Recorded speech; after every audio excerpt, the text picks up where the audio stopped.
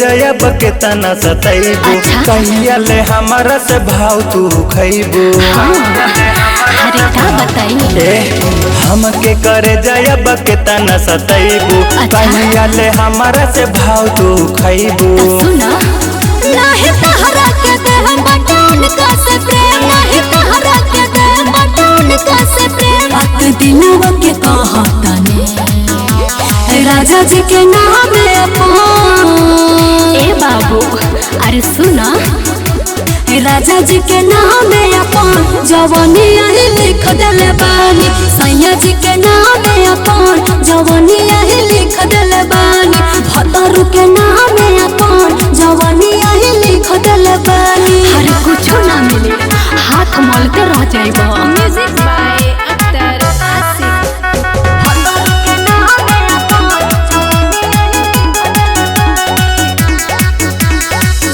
दिलवा बेचैन रहे तोहरे इंतजार में बारू दीवाना तू बनवले अपना प्यार में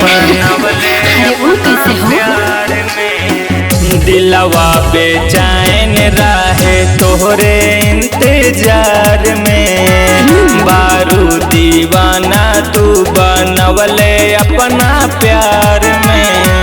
सुना ऐसा तो रोज रोज करो जन पर बोझ ऐसा तो रोज रोज करो जन पर बोझ हम दूसरा के बनब रानी राजा जी के नाम अपन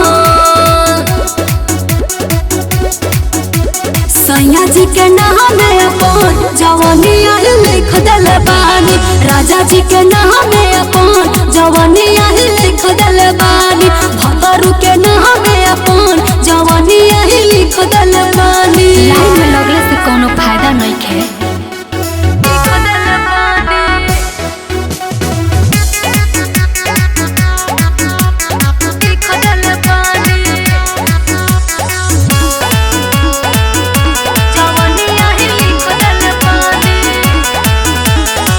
छोड़ दो ना राहुल रोज पीछा हमर कोयल लौटी ना समैया सुन जवन बीत गइल छोड़ दो ना राहुल रोज पीछा हमर कोयल लौटी ना समैया सुन जवन बीत गइल।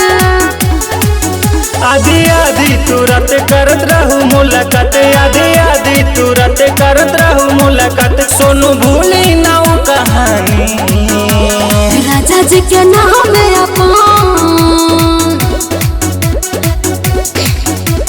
राजा जी के नाम अपन जवानी यही लिख दले बा।